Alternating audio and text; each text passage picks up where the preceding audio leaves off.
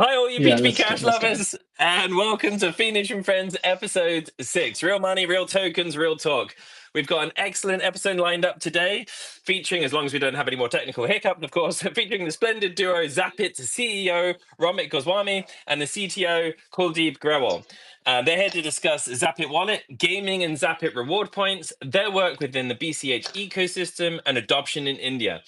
Fiendish and Friends is rewarding its live listeners to a stash of up to 50,000 emeralds. Just listen live and retweet the spaces. Might have to retweet the new one, but if you've retweeted the old one, that's also will count. We'll let you off this one once. More details can be found on our Twitter profile or in the Fiendish and Friends Telegram group. The news of the week. So, hot off the heels from the 2025 BCH upgrade begins and VMLM, BCH developer Jason Drazen takes no time for a break and instead proposes 3 new chips for the May 2026 BCH upgrade. What a dude. Chip 2021-05, loop introducing bounded looping operations to the BCH virtual machine. Chip 2024-12, op eval, allowing for function evaluation, and chip 12P2S, standardizing pay to script outputs, and with it improving wallet ecosystem safety through simplifying contract design. So there is just no pause for BCH development. I love it. 2 important BCH fundraisers reached their goal over the last week. Purely Peer, a decentralized peer-based advertising platform, has reached its goal of 180 BCH, greenlighting the work to continue development on its innovative approach of using micro ads from local businesses to reward its users and promote a purely peer-to-peer BCH economy. And Cheapy, founder of the Bitcoin Cash Foundation, who was actually on Fiendish and Friends a few episodes ago, hit his FundMe goal of 120 BCH, enabling him to continue his excellent work in supporting and grow the BCH ecosystem with regular news updates in all formats and doing the important jobs and coordination work that no one wants to do. So congratulations, Cheapy. And lastly, Roger Bear, famous Bitcoin proponent, continues making waves with his hijacking Bitcoin book and story. And he was actually featured on Alex Jones' InfoWars this week, causing a lot of people to question whether Bitcoin BTC has in fact been co-opted and looking for potential solutions or even alternatives, such as Bitcoin Cash, to continue the Bitcoin dream of usable peer-to-peer cash for the world. That was the news. Without further ado, please welcome Zapit, Romit, and Kuldeep onto the mic. Hi, guys. It's been a while since we last spoke, maybe even like a year or two in person. I can't remember. Welcome to Fiendish and Friends. Thanks for having us. Good to be Thank here. you for having us. Yeah, thank you for being here. It's an absolute pleasure.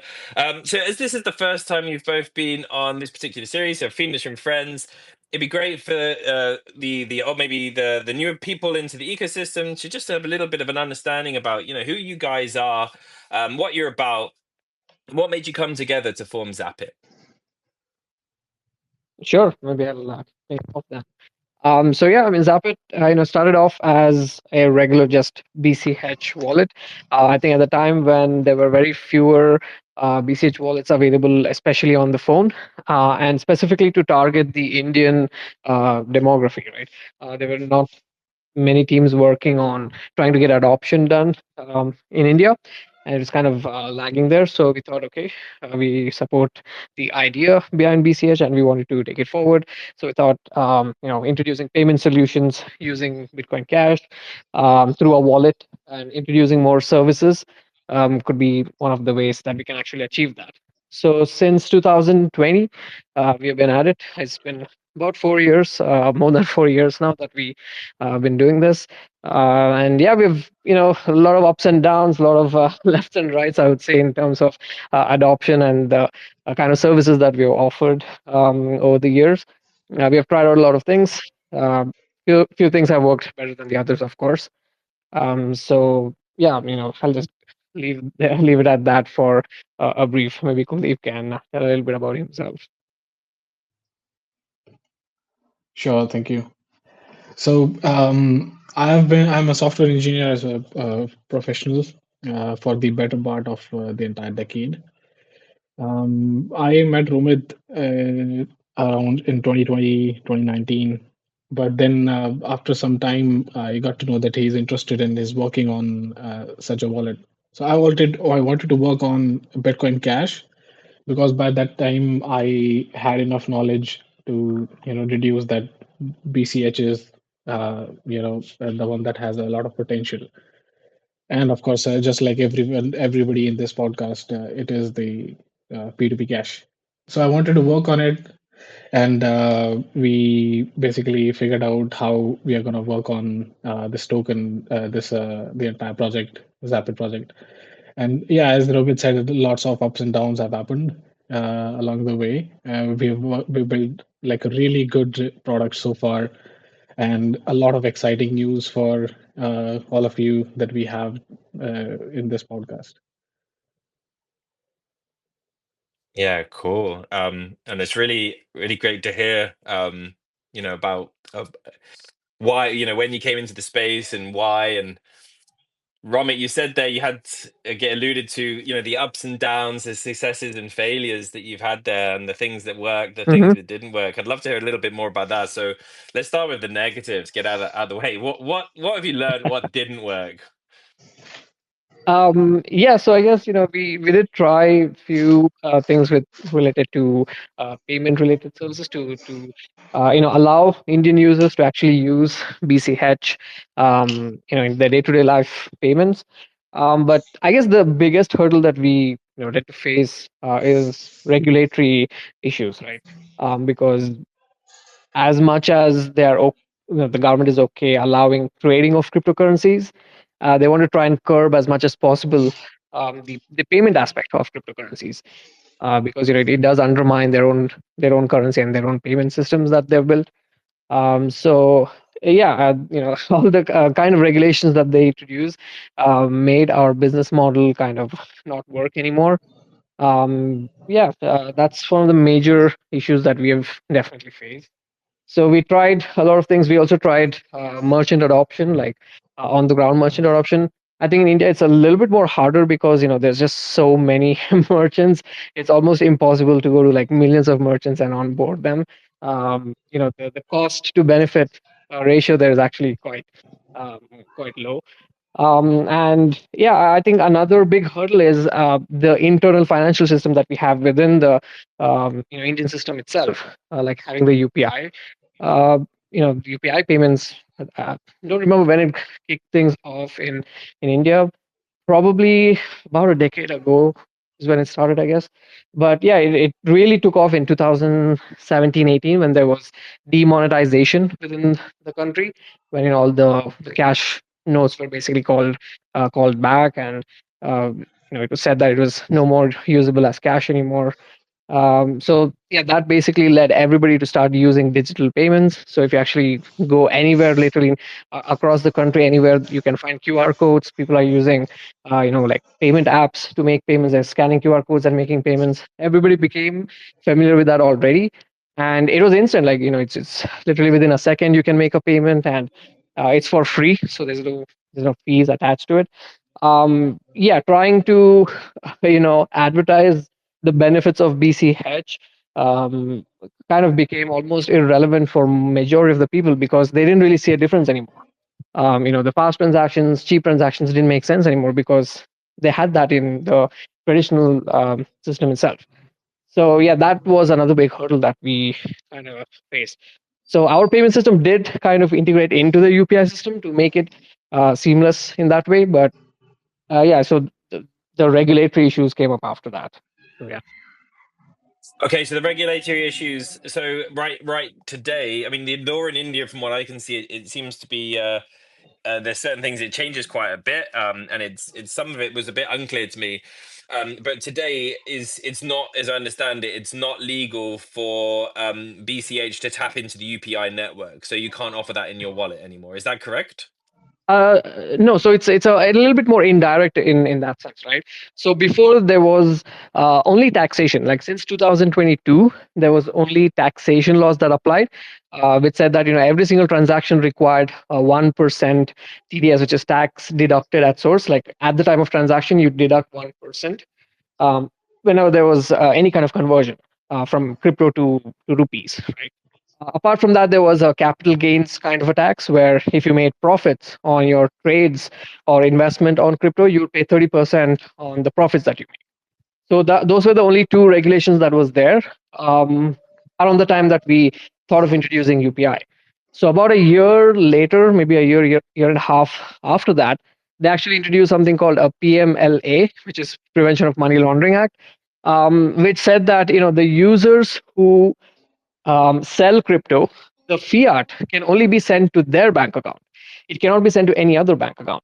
So the way our UPI system worked is, any user would basically make a crypto payment, right? But then the fiat could be sent from us to any merchant. Like even the merchant wouldn't know that, a crypto payment has been made. That's how we build the entire system. But the rule came out so that whoever sold the crypto, the rupees could be only sent to their bank account, and that was required by regulation. It was put under the Prevention of Money Laundering Act, but in a way, it was to prevent payments to take place. So that was Yeah, the of reason. course. And this is the thing. So, I mean, for me, yeah, it's not directly making it illegal, but that's the outcome, and the intent behind it, I think, is pretty clear. I mean, to try and ban crypto itself in and banning because how would you legally create a framework to ban something like that? It's essentially like banning words, Yes. banning data. So they're going Hmm. after it via different methods. That's certainly my take on that. So they make it so that it's so much friction that it doesn't really work anymore. So that's a real shame because of course UPI. I've been to India several times, and UPI is something you see. I think when you just land in the airport. So in Mumbai, you'll see Hmm. UPI posters, and something that's quite a big standard in India. And being able to spend your crypto via that would have been huge. Of course, so much potential there, and um, I appreciate with since Bitcoin was invented and Bitcoin Cash, back then, banking was very slow. Today, it's so much faster, so much more efficient. They had a lot of time to play catch up. But the idea is still that you have this a currency that you could hold and no one could confiscate from you, and also doesn't depreciate via inflation. It's still a very attractive thing, but it's a shame that there's this roadblock there with the laws that put in India. So, what do you see? We get lost out in this conversation actually because I'm just thinking we haven't. That's the negative side of things. We can come back to that maybe the UPI and the future in India. But Hmm. what are the things that you figured out like worked well for Zapit and you thought, okay, this was now we're hitting our stride, or this was a really smart move. Yeah, so I guess the two biggest thing that worked was the two latest thing that we launched since 2023, I guess, which is the P2P exchange and our gaming recently. Although it's been just a couple of months since we launched the gaming, it has actually seen a lot more traction than any other service that we have actually or feature that we have launched. Building a wallet is not exactly the easiest thing to do, especially as a business, because you need to introduce, some way to make revenue, right? Like you need to have some services, collaborations, and things like that to actually make money, and you need to have enough volume to generate enough profits to keep the, um, I guess, the revenue to keep to become profitable. Um, so yeah, I guess I would say in our P2P exchange we saw over $1 or $2 million worth of liquidity that was available. And through gaming, we the highest I think we did over 10,000 games that's being played per day, which is a lot. Um, I think 10,000 about games in a 40. day. Yes. And That's about so 30 to 40% of that were actually ZRP based games. So of course we will get into the gaming thing maybe a little later, but so there is sure. a section where users can actually pay with ZRP or ZRP, and they can actually play the game. At the height it was about 40%, almost 40% of the games were being played through ZRP. So yeah. That's amazing. All right, so thumbs up here to all listeners who thought no, do it differently. Thumbs up here for everyone that thinks 10,000 games being played in one day on Zapit Wallet is pretty freaking impressive. There's my thumb up. So I don't know if anyone. For me, 10,000 games in one day. It's crazy. That's really huge. Much higher than I thought there would be. So and that's just within 2 months. So as you say, Yes, that's yes. where you've been seeing the most traction. And most of it And is that, organic anyway. So, yes, even we were surprised by that. yeah, yeah, and it's surprising me the numbers, but it doesn't surprise me at all that gaming is where you're seeing the biggest traction, because I think this is where um where BCH maybe has been missing out a little bit, because Hmm. it's like I'm a big fan of VR too, and when Apple brought out the headset without any games, I was really shocked. I was like, well, that's not going to sell anything, because games drive drive things. The gaming industry is massive, it's fun, and it just works really well with crypto. You can earn you play your games, you earn your tokens. So fantastic to see that that being used so much. And how does that impact revenue? Does that have a bottom line to it? Are you seeing revenue in there, or is it more about just growing the user base right at this stage? Yeah, the funny thing is, we have actually constantly been another thing that actually one of the hurdles that I forgot to mention. I just remembered is being censored, or being kind of um, pushed from another direction from all these app stores and all of these guys as well. That's actually affected us a lot more than any other thing, right? One of the things that did affect us is, generally games tend to have ads, at least in a minimalist way. So that's one of the things that we also consider. Since we're going to have like paid model, we'll also have like a free model, but free is not necessarily free, but you kind of have to watch like an ad, which is skippable or something like that, right? So we thought of a model like that. So we were kind of using Unity to run the ads on that. But then, yeah, so they again they flagged us for some violation. They didn't really let us know what the violation is. Since then, we've not been able to run ads. So that was one angle of actually making revenue. Not the main angle, but it was supposed to be at least one source of generating some revenue, right? But then we got censored from that, so we could not run that anymore. But yes, apart from that, so we essentially see two different ways of that we make revenue in this model. So one is of course from the ZRP gameplays. Although it's a little bit of a trade secret, I would say, of how that exactly works. But every single time a user actually does play with ZRP, we actually kind of generate revenue on that. It's related to market and things like that. But then there's also the NFT sales. So each character and each power up that we actually have within the gaming system is launched as a cash token NFT. So again, for the benefits of the low transaction fees and instant transactions, we actually can rely on a scalable model that BCH offers us for using cash token NFTs to actually have that within the gaming system. Through sales of those NFTs, we also generate revenue like that. Okay, cool. By the way, that's the perfect timing. I've got, I don't know if you're aware of this, Romit. So we have this thing. So we have one of the tokens that Fiendish and Friends ecosystem uses is Emerald. And Emerald can Mhm. be used if you spend 100,000 Emerald. You can earn, listeners can earn Emerald just by being part live. But by spending 100,000 Emerald, you get a Fiendish shout out. So a live shout out on air. And we've got a one here from a Fiendish shout out, actually two together. We're going to put them together because they kind of fit together. Is Cauldron Dex is the best place to get the newest cash tokens. Go to cauldron.quest and connect your Zapit wallet today. So yeah, there you go. Because Zapit wallet is cash tokens aware, Mhm. and you support also Wallet Connect, right? So Yes, that's right. you can go over to cauldron.quest and you can use your Zapit wallet, and you can either buy your tokens there using your BCH in your Zapit wallet, or you can go and trade your tokens you've already got for BCH. So great use there from Dagger, for one of the wizards of Cauldron, who I believe is also listening right now. So great shout out. Yeah, so going back to what you said though, Romit, with you being censored, if I understood correctly, that was Apple, right? Where you got pulled. No, Wait, actually, even Google has we have had a lot Google, of issues yeah. from the Android Play Store as well. So I think Yeah, recently, that's I don't know. I interesting. mean, they keep changing their policies. They forced us to do verification, things like that. They had some deadline. We could not meet that, so they ended up removing the app from the Play Store. We had to rush to get that done. So a lot of our time, at least my time, goes away into that instead of focusing on the actual business stuff. I guess this could be considered as business stuff, but it's not really required. You know what I mean? So a lot of this is not required. But yes, definitely Apple.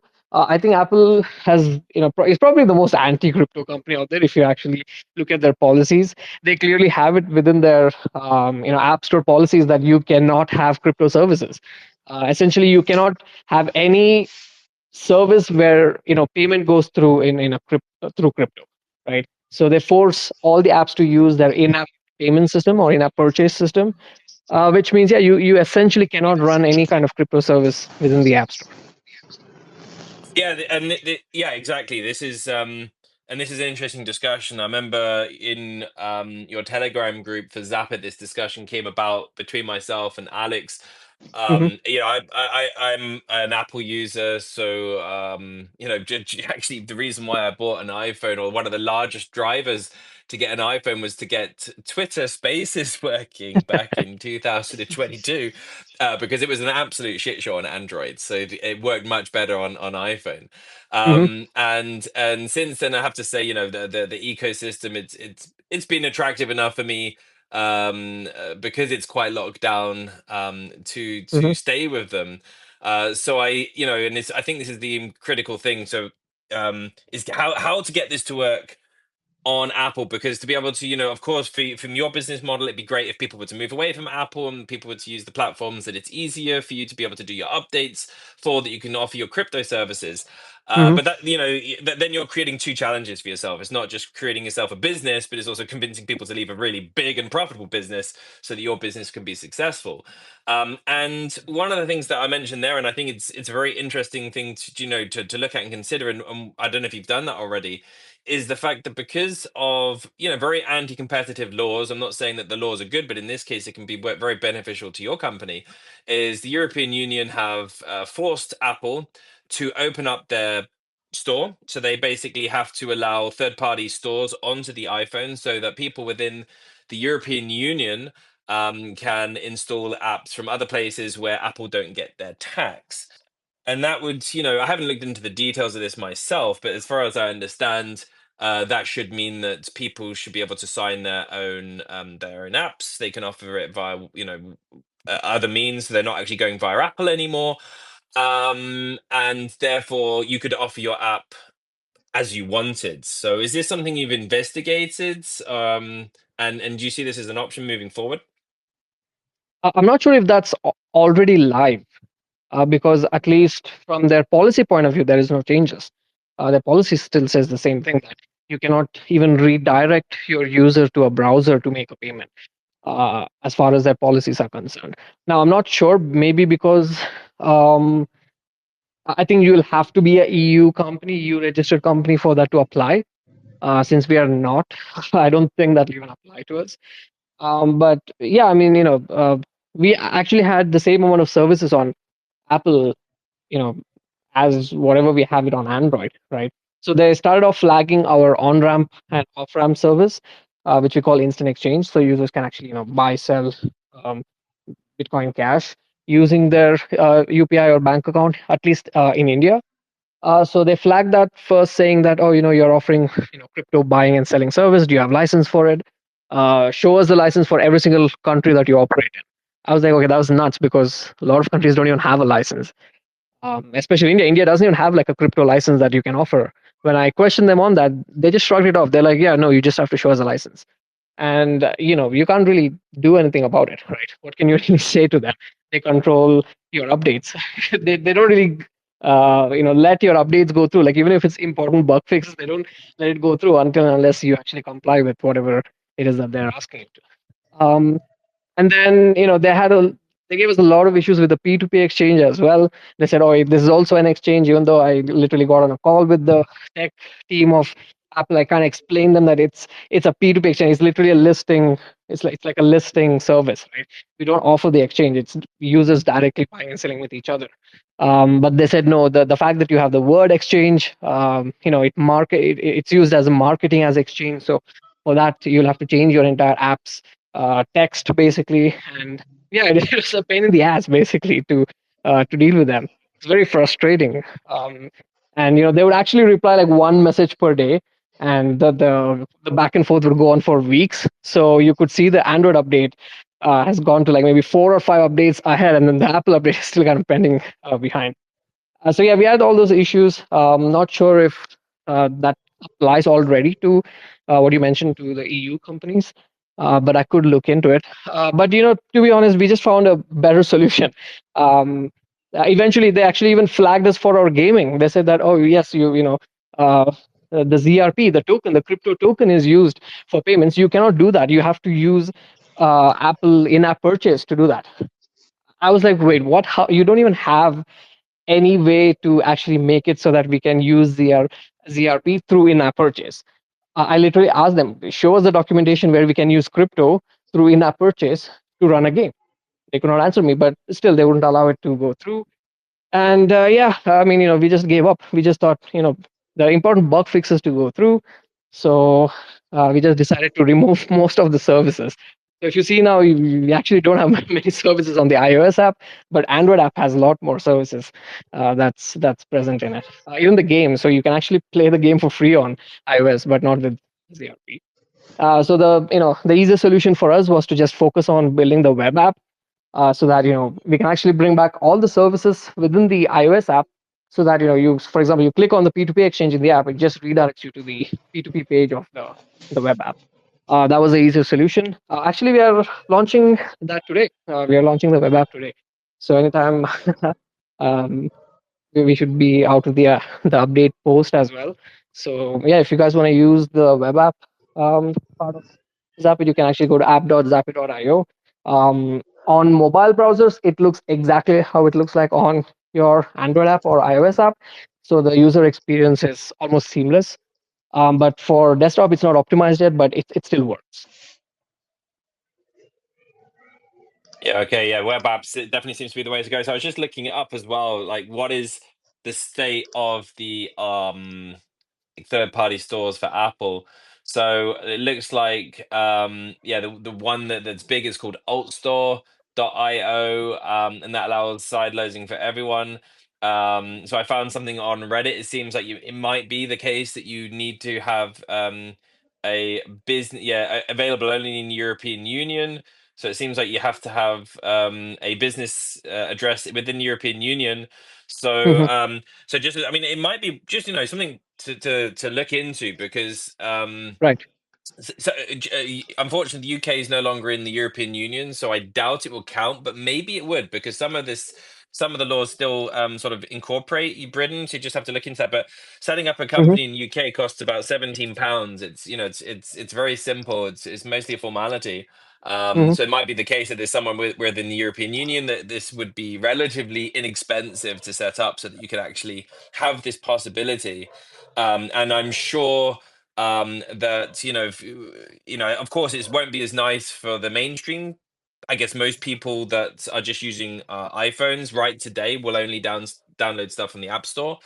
But there seems to be something that's changing. There's quite a wind here of people, getting quite excited in Europe about being able to download apps from other stores and third-party stores, like, just like what Android has.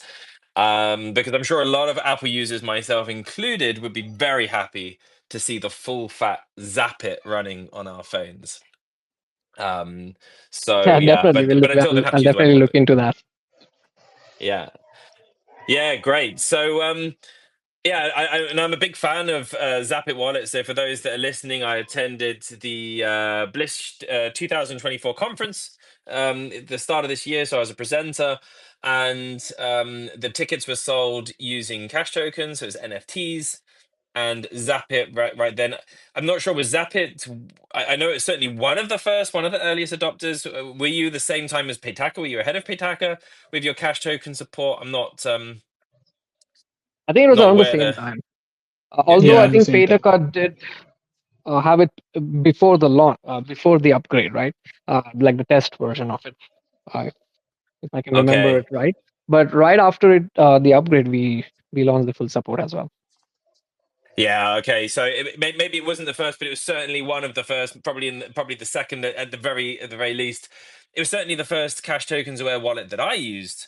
And I tested out the difference between Paytaker and Zapit at that point, and I was really happy and convinced that Zapit had the best overall UI and UX at that point.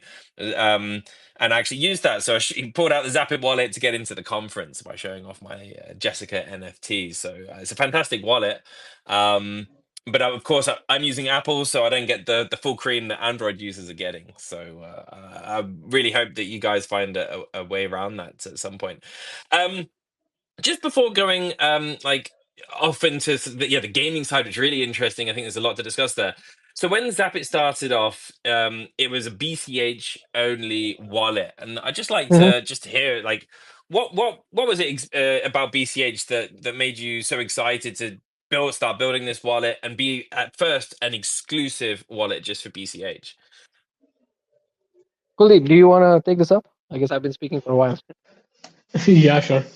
So BCH basically has all the properties that it needs, that anybody needs to be a not just a peer-to-peer cash, but also provide a lot of services on top of it. For example, if is the way you guys were discussing about how Apple is stopping all services, but they are available on the Android side. Not just that, like we got to know that the chip process can actually act as a good propeller for a structured upgrade, like a yearly upgrade. And the fundamental UTXO model of BCH makes it incredibly scalable.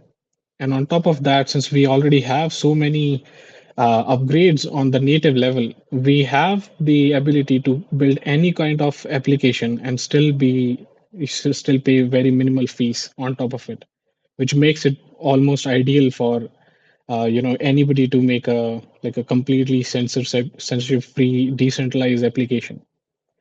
So, I mean, all these features, they just make it ideal to, build something on top of it. At least, if not anything, just facilitate others to build something on top of it. So I'm personally, I really like BCH for everything that it provides. There is no other crypto that comes even close to it. So that's motivation enough to continue, building on top of it. Yeah, Yes, thanks. That was a great I answer. kind Oh, of sorry, agree with Romit. that. Yeah. Yeah, so I've been in the Bitcoin space, I would say, since 2013, and at that time, people got in for a different reason, right? It was not the number go up and things like that.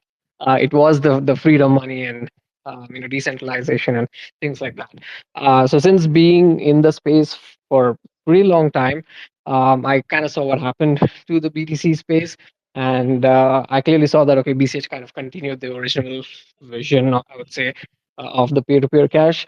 So yeah, when we actually wanted to build a payments application, as I said in the beginning, it was supposed to be just for regular payments, right? BTC was unusable at that time. Like I clearly remember paying over I don't know, $50, $60 in fees, and then I had to wait almost a week for my transaction to get to get confirmed, like to even get one confirmation. This is back in 2017, I think.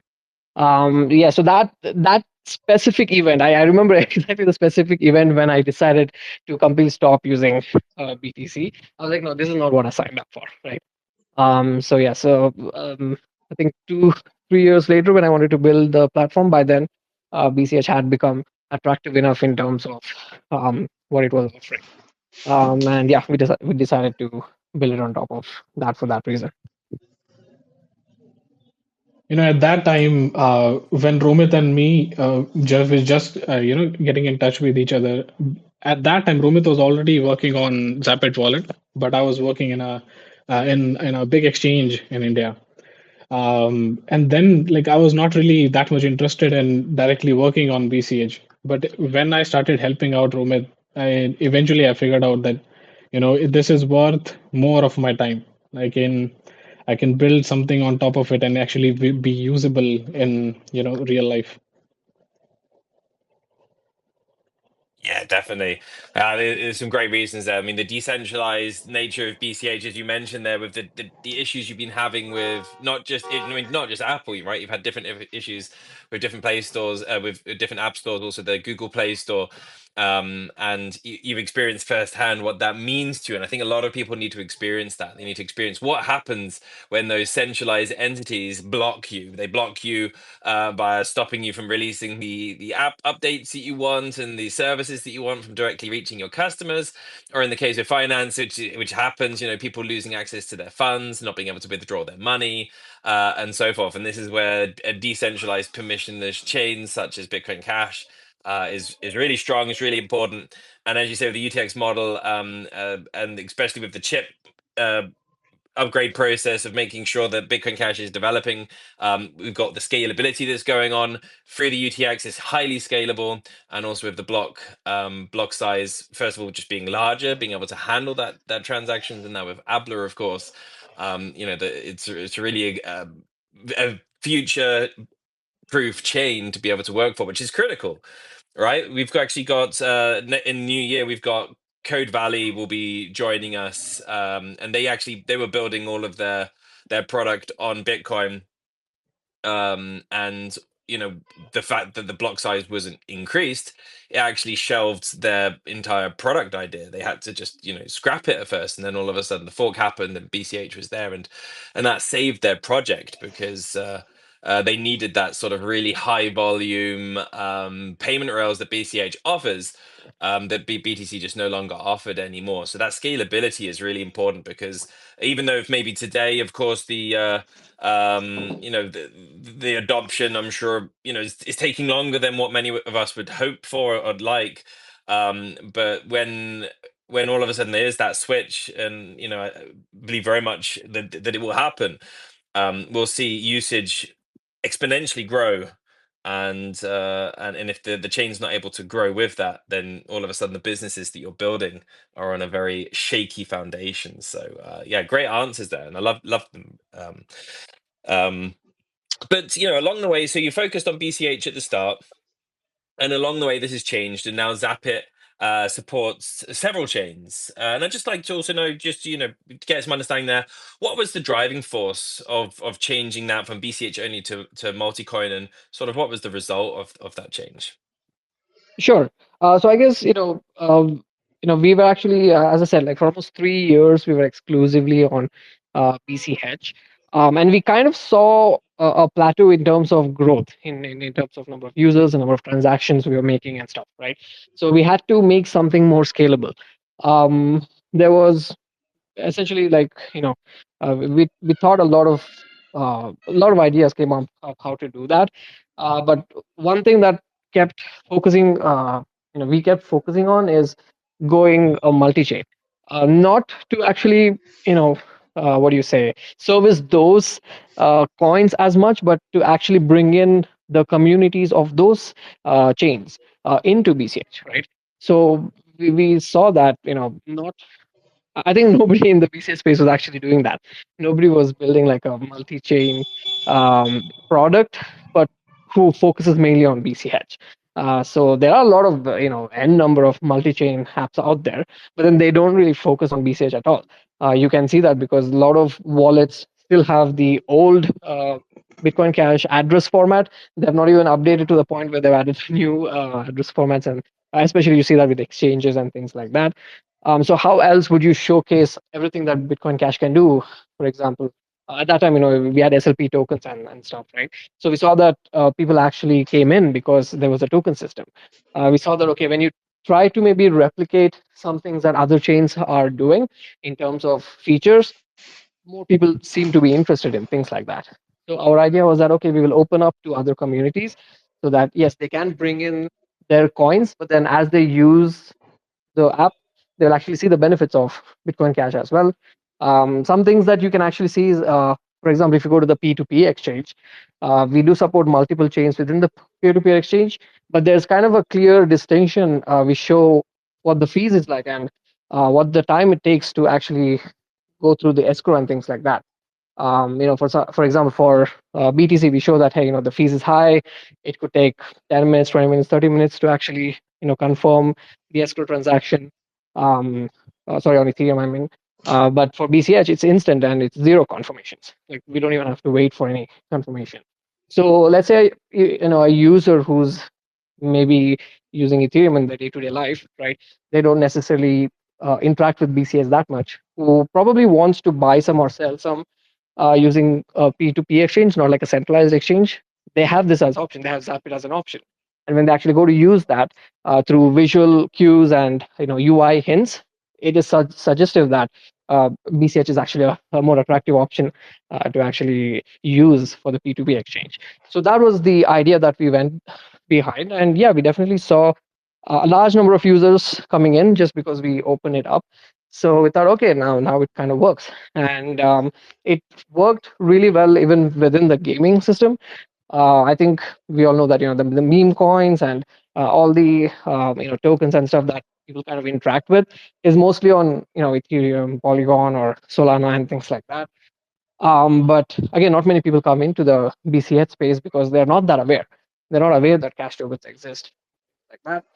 If they want to buy an NFT, if they're talking about NFT, they're most likely talking about Solana NFT or Ethereum NFT, right? But within our gaming ecosystem, you can actually purchase a cash token NFT, right? So if you're looking for NFT, you can purchase an NFT using your Ethereum or using your USDT, using your Polygon or Avalanche, anything like that, right? So if you're already in that chain, what's the easiest way to actually onboard them onto cash token? Well, this is what we saw as the easiest way for them to actually move the, I would say, capital or the funds from one chain to the other. So that was the idea behind going multi-chain. And yeah, it's kind of worked out better, I would say, if we were only on BCH. We're definitely getting a lot more users because of that. We are still, it's not been even a year, I guess, since we went multi-chain. So we haven't probably done like proper tests to see how many people actually shifted from one chain to BCH. I think we need enough time to actually test that, but we have definitely seen a lot more increase. Maybe even it helped with the gaming for that reason. I think it started from a smart BCH. Like after SLP was not able to fulfill, what it was supposed to do, especially because of FlexUSD. Then we started to provide support for smart BCH. That was the moment where our wallet started to integrate EVM, like have a EVM compatibility as well. And then later on, when Conflicts fiasco happened, after that we wanted to make this the project a bit bigger, because it also works in real world. Like BCH right now, it's only like $10 billion dollar market cap, but the entire crypto industry is 3 trillion plus. And the easiest people for us to onboard is those guys who are already aware of crypto. Onboarding somebody who doesn't know about crypto, well, of course, that is also the part of the target. But the easier target and people who are basically they'll come faster is people from other ecosystems. And just like Romit said, we have provided so many other options for people to choose from. So by default, our ZRP token is in cash tokens, but you're also you have the facility that you can pay in any other crypto, and then you'll get ZRP, and then you can play the games. And similarly with peer-to-peer exchange, by default we started with uh, like open source P2P contract, and then we also launched the peer-to-peer exchange for other chains as well, especially EVM chains. So and they are also audited, by the way. So this gives a like a bigger market for us. We have the potential to invite more people into our system, and ultimately they might also be able to see that BCH has a lot to provide for us. Yeah, it Yeah, also comes sure. from running meetups. Me and Vikram, who's who runs Insta Crypto, is actually our on ramp and off ramp partner within the Zapit app. So we run one of the biggest meetup groups in India. It has over 10,000 members, right? So we used to regularly run it. Now it's a little less because I guess the turnout has started to lower down. But one of the main things that we would promote is BCH. Uh, people from all the chains would come, right? Like they would come with their Bitcoin, they would come with their Ethereum, Solana, whatever it is, right? And we would actually have conversation. We would try and convince them that BCH is a better option. Some of them would come in just for trading or exchange. It's harder to convince them, but a lot of developers would come, or who's actually in it for the ideology or even the tech. We would kind of showcase what BCH can do. And there was actually no project within the BC headspace that made it easy to actually swap from one chain to the other, right? Like no wallets within the BCH space. So let's say you're talking to someone who has Bitcoin already, right? You convince them that Bitcoin was hijacked, right? And BCH is the original project. Like within a wallet where they're holding something, it's very hard to actually swap unless it's like a multi-chain wallet, right? I'm talking about within the BCH space, it doesn't exist. You have to go to like an exchange or a swap platform. You have to find another wallet. You have to swap your. So you see that there's actually it acts as a barrier, right? So how do you reduce that barrier? Well, by introducing that chain within your platform as well. Like if you hold BTC on, let's say if they have BTC already, they can send it to Zapit, right? If they want to swap it to BCH, we already have a coin swap service that's built within the app. You can swap your any chain to BCH. So that's another option we saw as well. And yeah, that's also working out well. We actually do see a lot of swaps happening. We actually see more swaps happening to BCH from a lot of other coins than from BCH to other coins. Yeah, and to be honest, I see a lot of logic in this. If you think about it from a country analogy, so really high liberty, free countries will allow people to come in, they'll allow people to go travel there, and they'll allow their own citizens to leave to any country. They don't care, right? That's a high liberty country because they're so confident about what their country offers that they want to make it as accessible for other people and also for their own citizens. They don't care where they go, right? Whereas if you have a very low liberty, a very like a country that no one would actually want to live to, they have the complete opposite. So if you think of like the USSR or North Korea or, and they would stop their own people coming out, be able to leave. And I see it very much as the same thing. So if Bitcoin Cash really has all these properties that the community likes to believe, right, that it is the best money out there that's available today, it is the best tech, it's scalable, it's permissionless, it has all these features, and it's had a fair distribution and so on. If it really is that good, then the more ways to get into Bitcoin Cash, the more roads there are from whatever app you're using, whatever wallet you're using. Okay, you're in BTC, you can easily transfer into BCH.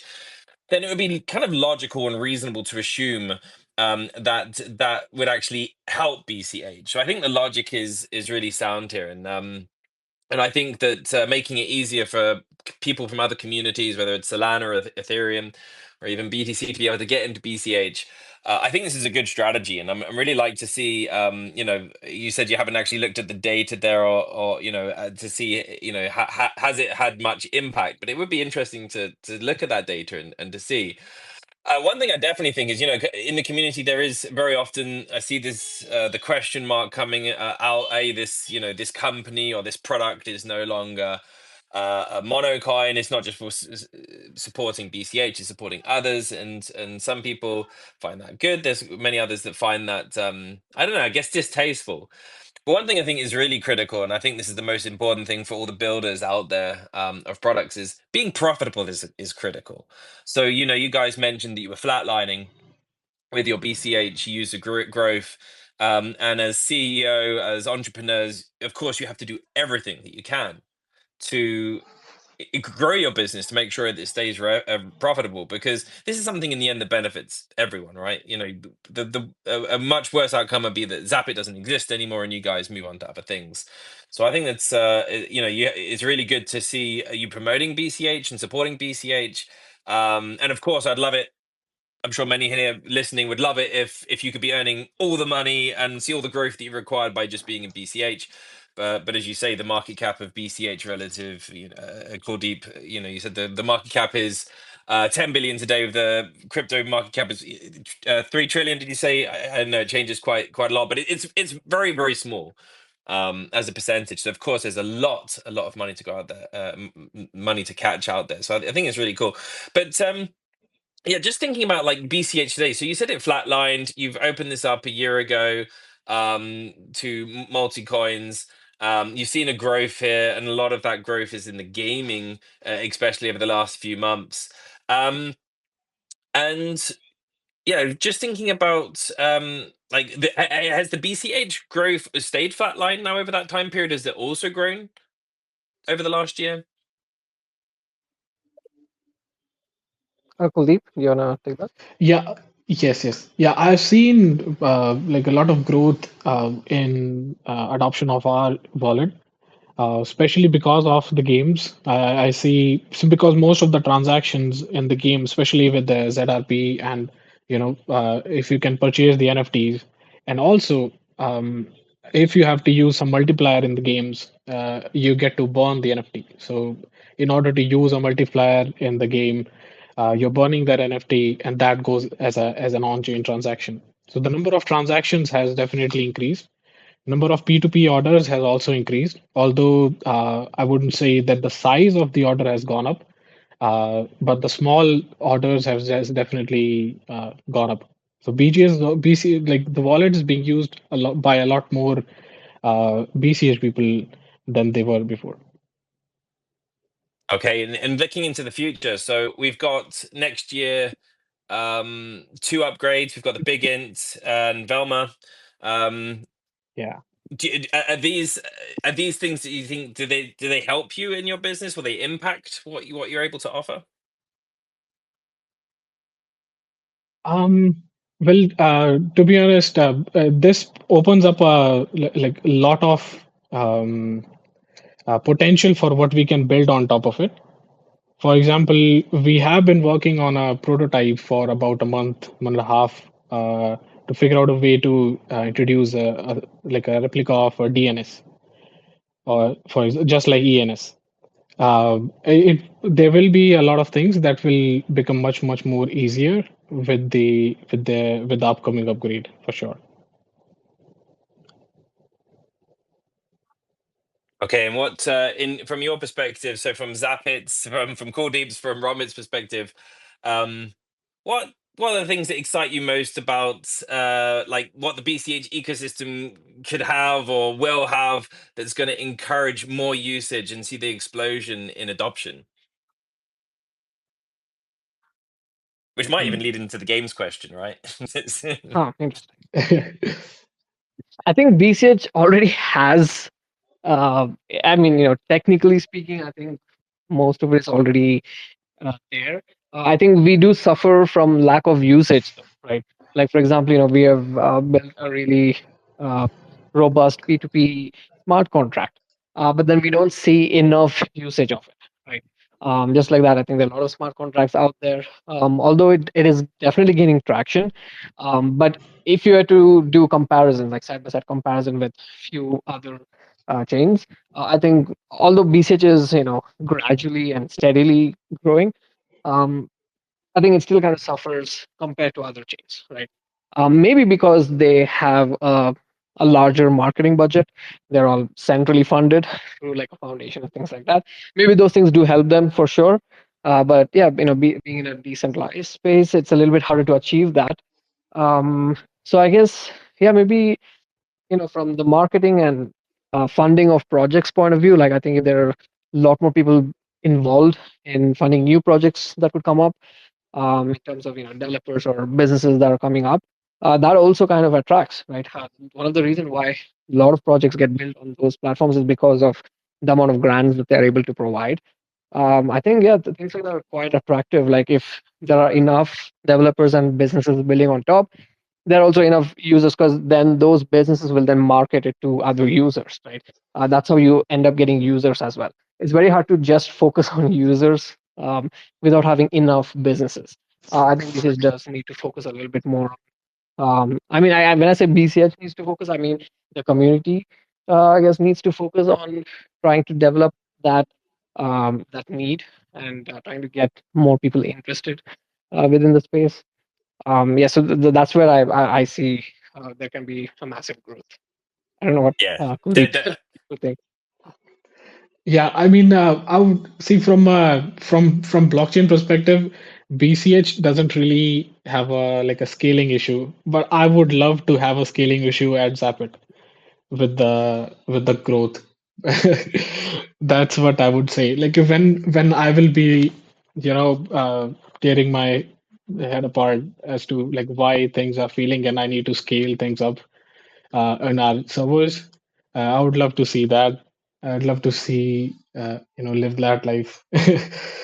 Yeah, definitely. I think we all would love to live that life, right? It's like what I always find funny is when people are whinging about, what happens if we get this amount of transactions? What then? It's like this is a luxury problem to have, right? We Yeah, want to we please want to have see that scaling problem. problems. We Yes. want to see so many people using it. They were like, shit, okay, what now? And then we start thinking, even going deeper into the toolbox. How do we solve this? Yeah, definitely. But I really like the angle, Robert, that you have that, so there's no marketing in BCH or very little relative to centralized products is obvious because centralized products, they advertise their product, they're the biggest holders, they're the bag holders, and they can get huge returns on that. That makes sense. But BCH isn't. It had, the fairest delivery of the distribution of the coins of all the coins out there, like BTC. And so it's actually the products and services that are responsible for marketing. So it's actually, if you want to see more users, more marketing for BCH, then you need to have more products and those businesses actually marketing. And then they're doing that to generate revenue because that is not a really a better motivator, I think, and more trustworthy Yeah, motivator than people getting rich, right, or making a that's profit. right. And I guess even in terms of businesses and products that we kind of put out there, if you actually see the majority of the products that use BCH, right? Um, Yeah, so one of the reasons why we did focus on gaming is because we kind of did some introspection as to, okay, what do we actually offer in terms of services? What are the requirements from user point of view? And one thing that we definitely saw was whether it's on ramp, off ramp, whether it's coin swap, whether it's P2P exchange, most of these things require people to actually have at least a significant amount of money. They need to have that in their wallet in order to use the service, right? So we thought, okay, what service can we actually think of where users don't necessarily need to come with money? And gaming kind of gave way for that. Like, how do we introduce more people into BCH without needing them to come with BCH, but then they can learn about BCH, maybe get it later on, or at least get it in a different way, or at least get introduced to it. Gaming seemed like a natural path because you can play games essentially for free, but then you're interacting with the blockchain. You see the benefits that if you play with the token, you're getting a higher score multiplier. You see that you're actually getting some valuable token if you're able to score higher points. I think that's a lot more attractive. Now you're incentivized to actually get some CRP and BCH to be able to interact with the game. So we kind of maybe reduce the barrier to entry into the BCH space by introducing the entire gaming ecosystem. Yeah, cool. I think I myself, I'm sure many users here would like to know more about that. So, with the gaming that you're offering on Zappits, this is something that's relatively new. So, yeah, explain that. Like for someone that's coming onto your platform, like what games or games you offer, and how how are you attracting those new users? Where where are you dipping into to get access to them? Because you said it's not just BCH, it's other pools. And what marketing efforts are you doing to get into them? And how does that look like? What how do they discover you? What games can they play, and then how do they earn when playing? Sure. So this is a concept I think relatively new in the entire gaming ecosystem, which is the play to earn gaming. We are all aware that we kind of play games, we earn these virtual coins within the game. They're kind of used within the game, but nowhere else really. So they're essentially useless for anything else other than just within the game. And yeah, I think introducing crypto tokens as those virtual coins kind of makes sense because you can actually bring those tokens out of the game and then use it for a lot more things. So yeah, what we sort of introducing is weekly tournaments within the gaming ecosystem. So users can actually play game and score as much as they can within a week.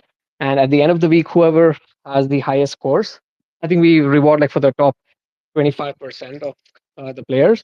they get from a pool of 100,000 ZRP tokens.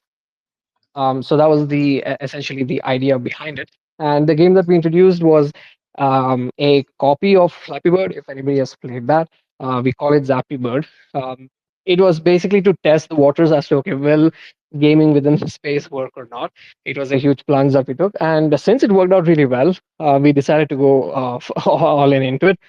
And yeah, so it's just a simple game where you have a when we launched it, it was just one bird. It's like a free bird that you get, and you can actually go through like some obstacles, and for every obstacle that you're passing through, you're getting like a point, and your points tend to add up. Like every time you play, your points add up, and at the end of the week, as I said, whoever has the highest points the get the get the reward from the token pool. Later on, what we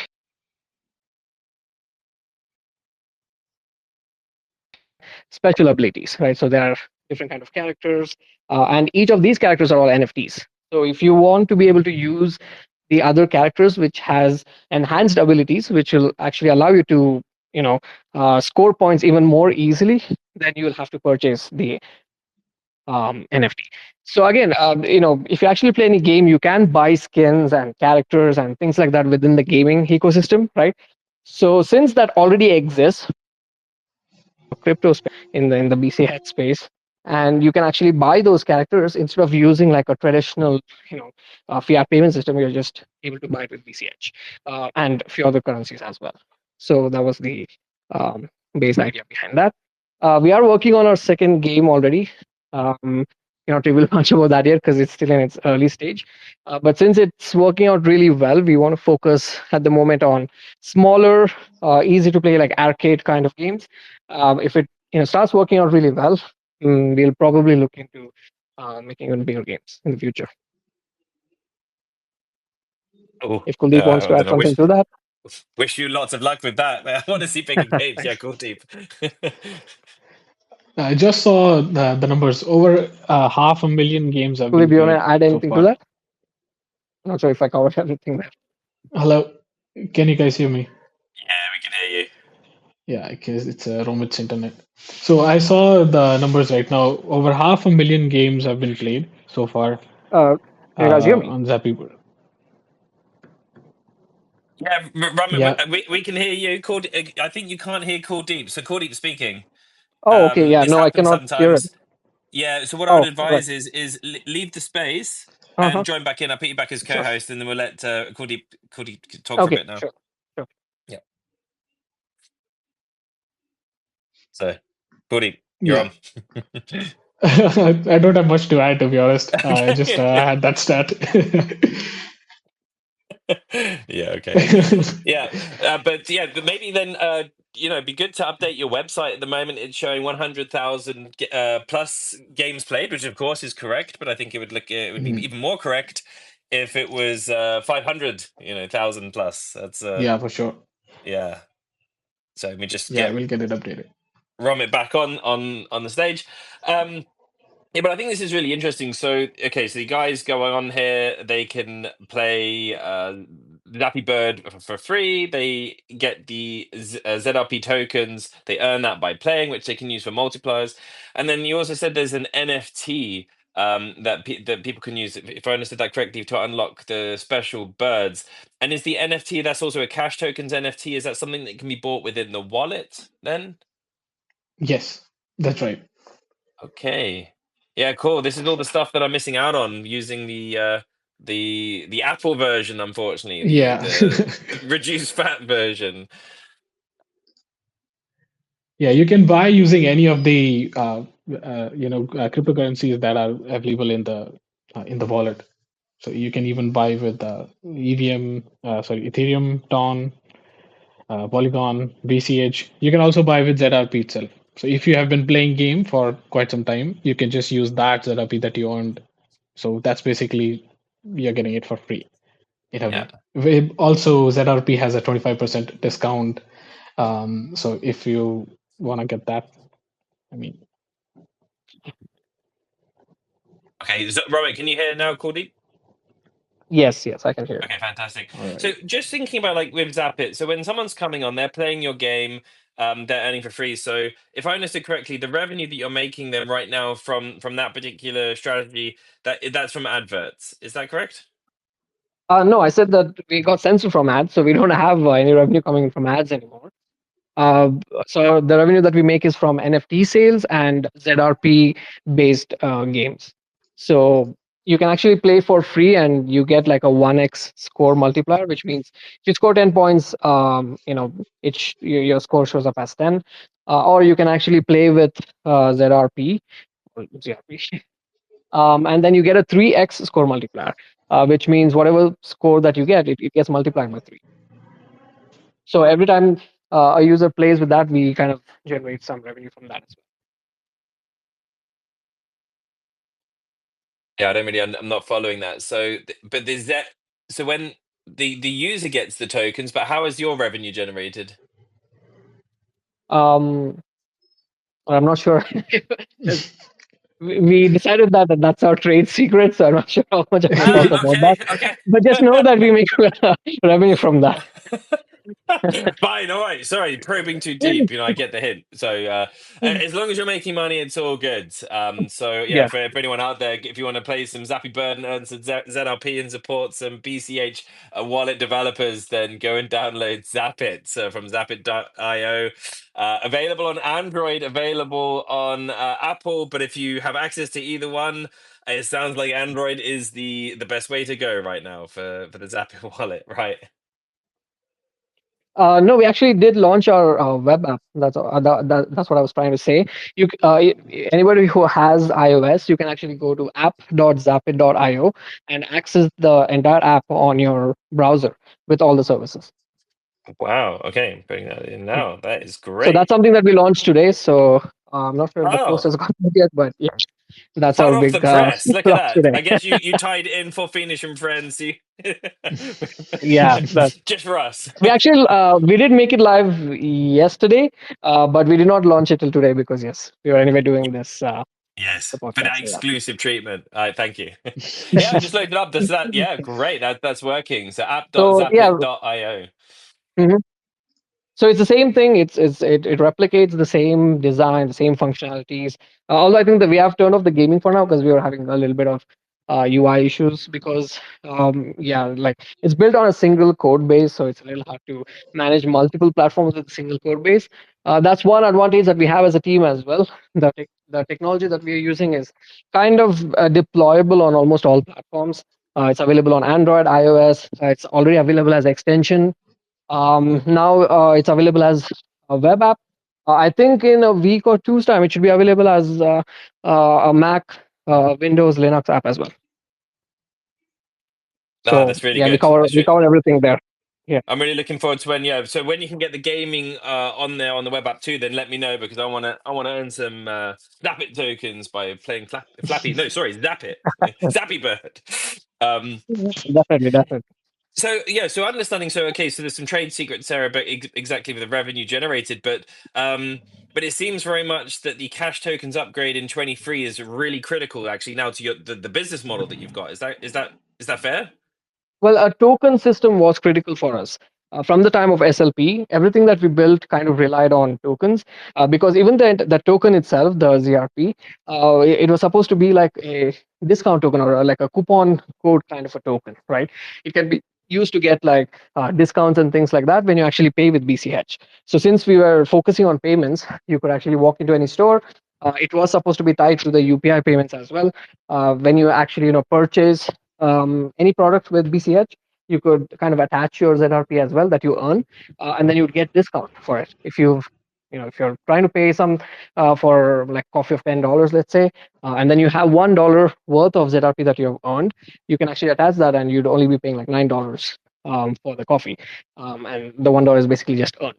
And then since that would be tied to like a DEX like Holdron, it would be market driven discounts. It wouldn't be like company driven discounts. It wouldn't come from our marketing budget anymore. The discounts will be driven directly by the market, essentially making it like the first decentralized discount system. Since the payment part doesn't work anymore, it was a little hard to complete that entire loop. Although it's still in our pipeline, we want to try and finish that up soon as well. Yeah, okay, cool. I'm just putting out a link now. So Zapit Web Wallet launched today. So that's in the comments for everyone that's listening. You can go and check that out for all you iOS users. You get to experience closer to the full fat version. But yeah. So yeah, so tokens, it's really good. Then we can see tokens, SLP, of course, was available on Bitcoin Cash before Cash tokens, but was sort of had massive issues with scalability and with Mhm. CoinFlex, with the Flex USD coin that actually really broke that system. And so Mhm. Cash tokens are sort of born from the ashes of that, something that was actually really wasn't just an accidental consequence of something. It was a really well thought out token system where we can also utilize the smart contracts to really expand the capabilities of BCH. So it's great to see that that's being utilized by your business, and that you're able to leverage that to generate revenue activities in your mysterious and mercurial ways. So hopefully one day you'll be so big, and you'll have so many different revenue streams, you'll be able to share that and help Oh, other definitely. people. And we hope that day comes soon. I'm just going to I've got the third and final Fiendish shout out today. So love P2P Cash and building BCH Bliss 2025 is for you. 100,000 emerald well spent there, Jay-Z. Thank you. So I got Romit, I know if I remember correctly, you wanted to attend BCH Bliss earlier this year, but were unable to make it. So what do you think? Is there any chance we'll be seeing Zapit represented for BCH Bliss 2025? I'll try my best, but the main issue is the visa requirements and stuff. The Schengen visa requirements are pretty strict, and a person who's essentially living off of BCH, it is very hard to apply for a visa for a country. So Yeah, try my I best, and I'll see appreciate what I this. can do. But So listen, yeah. yeah, I guess, I mean, this is the case. So if anyone's there who's listening who has a business that can help Romit or anyone from Zapit to be able to come over to BCH Bliss, maybe reach out to Romit, or if you know anyone that may be able to help do this, because I've experienced this. Getting people from India into the European Union is very challenging. Switzerland, as far as I understand, is the easiest route.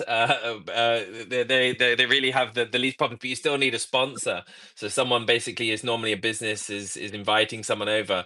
But if anyone can help Romit, because it would be great. I think the more that the communities, east and west and wherever they come together for these sort of occasions, especially when it's so many builders and developers, that like it's the better it is for BCH, better it is for the entrepreneurs there, the more good things that come out of that and more revenue generating activities. So I'd love to see you there. I'd love to see you both there. It's been a while now. The last time we saw each other in person was at a conference way back Yes. in 2022. Yeah. So yeah, it's about time that we get to see each other. So yeah, if anyone can help, please reach out to Romit. And yeah, Romit, I hope, and Kuldeep, we really hope to that we get to see you there. But I can appreciate if you can't make it happen. I guess the European Union aren't really looking at your BCH and thinking, oh yes, that's great. That's what we want to see when looking at the amount of money in your account. Yeah, I mean, Yeah. you have to show your taxes that you filed, how much funds you have, what you're earning, all of those things, and yeah, they only accept, I guess, official documents that governments accept as well with the tax return and stuff. So yeah, it's a little hard because of that. I realized that once I started earning in BCH. Okay, we have a lot more problems of just using BCH apart from the regular stuff that we probably have to solve. But these things are like secondary. I think we have to focus on the primary stuff first. Maybe later on we can solve that as well.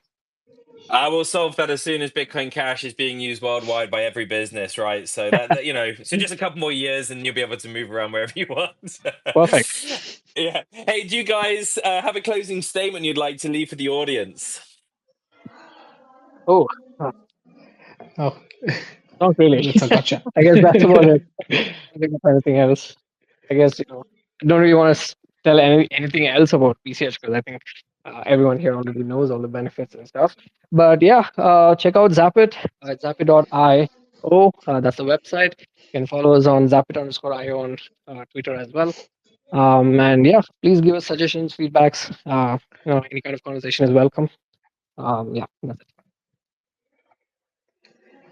Yeah, we would love to see you all, be more active in our Telegram channel as well. Uh, gives us a lot of feedback and a lot of opportunity to improve the product. Yeah, okay, great. So, guys, if everyone that's listening, if you haven't already, go and check out Zapit Wallet for your BCH needs. It also supports cash tokens. And go on to Telegram, go into the Zapit group, and give them your feedback. And if you're already using Zapit, and let's face it, no wallet is perfect. None of them. Not even in BCH, which I think has the best wallets of any of the crypto ecosystem. Give feedback. How could the UX be better? How could the UI be better? What's working? If there's any bugs, just reach out and give those guys that feedback. Let people know, let them know, and the team know that you're using their wallet. Of course, we all know the more feedback, the better. We can't implement everything, but we can only sort of make rational and good decisions with that feedback. So, thank you so much for joining. I see, yeah, we're over time, but we started a bit later, so hopefully that's okay for everyone. But the hour is definitely coming to the close for Fiendish and Friends. So thank you so much, Robert and Kuldeep, for coming and joining today. And yeah, for everyone that's listening, please be awesome. Go and follow them this instant if you aren't already on Twitter. So the handles are Radical Romit and Cypherpunk_BCH. That's for Romit and Kuldeep, respectively.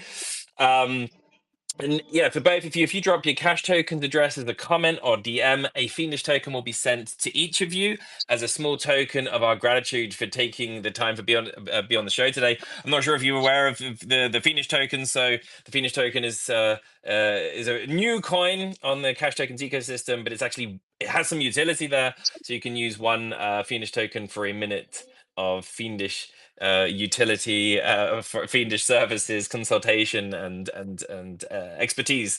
Yeah, for all your listeners, if you enjoyed the show and want to show your appreciation, please feel free to drop some BCH or a Fiendish token into our wallet. The cash tokens address is in the description of our Twitter profile. There's also a QR code in the comments. And we'll be taking a break now as we come into the Christmas holidays.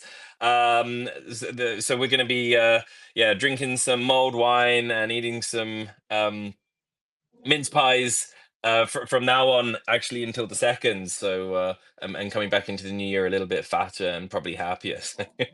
And we're actually kicking off the year for to get some excitement for next year. The very first episode when we come back will be with the entire team of General Protocols. Which is currently by total value locked Bitcoin Cash's #1 product builder. So that's pretty exciting. Just make sure to pop a Fiendish token into the jukebox and hit play to convert tokenized Fiendish time into an entire 60 minutes or maybe even more of the greatest Bitcoin Cash news and updates with the most important players. I see Cheapy here. Yeah, okay. The second best at the very worst. One of the best. How about that? Do we agree with that one? Uh, Okay, so if you need Fiendish token, check out Cauldron Swap. Links are in the comments. This was Fiendish and Friends, and regardless of your religion, creed, or calendar, we wish you all a very Merry Christmas, a Happy New Year, and a wonderful start to 2025. See all you wonderful P2P cash monsters there. Good morning, good afternoon, good night.